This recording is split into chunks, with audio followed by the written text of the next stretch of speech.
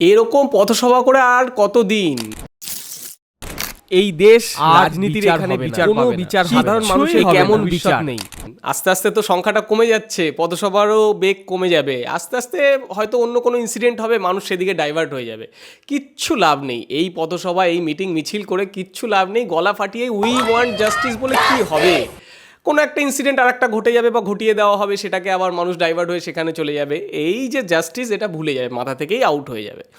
এই রকম কিছু মানুষ আলোচনা করছে, বেশ কিছু পথসভায় আশেপাশে দাঁড়িয়ে থাকা লোকজন সমালোচনাও করছে। তাদের ভাবনা, তাদের সমালোচনা যেটাই বলবেন, সেটা আমার মনে হয় না যে কোথাও ভুল বলছেন।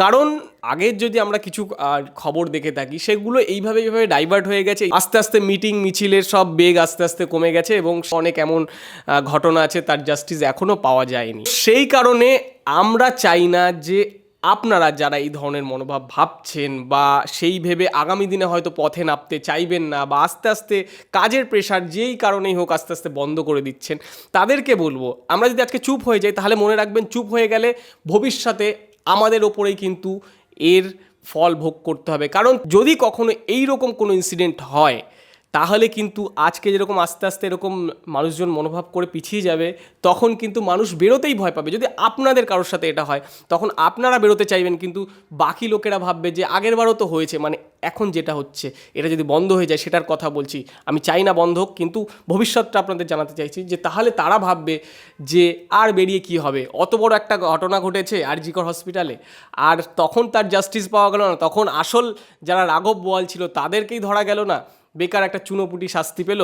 তো ওটা ভেবেই কিন্তু বাকিরা আর কিন্তু পথে নামতে চাইবে না।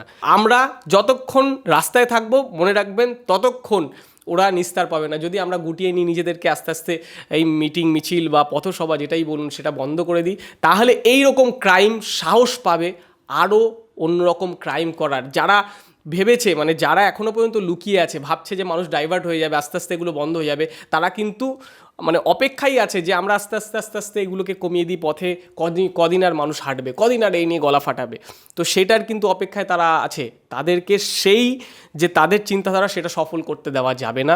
এবং ভবিষ্যতে এরকম ইনসিডেন্ট না ঘটে, তার জন্য একটা দৃষ্টান্তমূলক শাস্তির দাবিতে আমরা পথে নামছি, এবং আপনারাও পথে নামুন। পথে নামতে যেন ভবিষ্যতে না হয়, তার জন্য আজকে আমাদের ততক্ষণ পর্যন্ত পথে থাকতে হবে, ততদিন পর্যন্ত পথে থাকতে হবে যতদিন না আমরা জাস্টিস পাচ্ছি, আমরা সেই রাঘব বোয়ালদের টেনে বার করতে পারছি। আমাদেরকে লড়াইটা চালিয়ে যেতে হবে, লড়াইটা যেন বন্ধ না হয়। লড়াই বন্ধ না হয়ে গেলে পরে মনে রাখবেন যে সংকট কিন্তু আমাদের ওপরেও আসতে পারে, আমাদের মা বোনেদের ওপরে আসতে পারে। দয়া করে এখানে আপনারা হেরে যাবেন না, হার মানবেন না, পিছিয়ে যাবেন না, মনোবল শক্ত করুন। হ্যাঁ, বুঝতে পারছি যে অনেকগুলো দিন হয়ে গেল, অনেকগুলো দিন কেটে গেছে, এখনও পর্যন্ত কোনো রকম যেই শিকড়, সেই শিকড় বের করে আনা সম্ভব হয়নি। যাদেরকে আটকে রাখা হচ্ছে, আগলে রাখার চেষ্টা করা হচ্ছে, তো তাদেরকে যতক্ষণ না টেনে মাটির নিচ থেকে সেই শিকড় বার করা হচ্ছে, ততক্ষণ আমাদের পথে নামতে হবে। আমাদের এই গলা ফাটিয়েই বলতে হবে উই ওয়ান্ট জাস্টিস, যতক্ষণ না জাস্টিস পাচ্ছি। শুধু মনে রাখবেন, এটা আজকে নয় তো আর কখনো নয়, ওটাই মাথায় রেখে আমাদের বেরোতে হবে। জানি অনেকের কাজ বাজ রয়েছে, অনেকের কাজকর্ম সেরে তারপরে এই আমাদের পথসভায় নামতে হয়।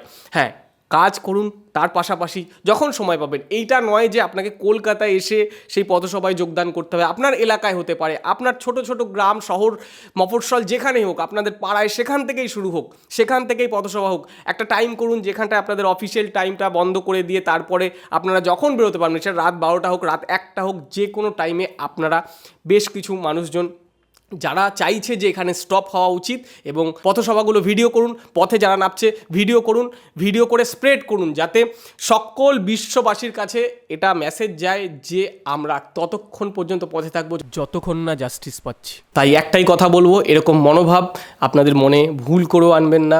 মনোবল এখনই ভেঙে গেলে কিন্তু ভবিষ্যৎটা আমাদের কিন্তু সংকটেই থাকবে। তাই সবাই আমরা প্রত্যেকের এলাকা থেকে পথে নামছি, এবং একটাই দাবি, উই ওয়ান্ট জাস্টিস, যাতে আমাদের ভবিষ্যৎ প্রজন্ম, ভবিষ্যতের মা বোনেরা সেফ থাকে, সিকিওর থাকে, প্রকৃত অর্থে তারাও যেন স্বাধীন হতে পারে।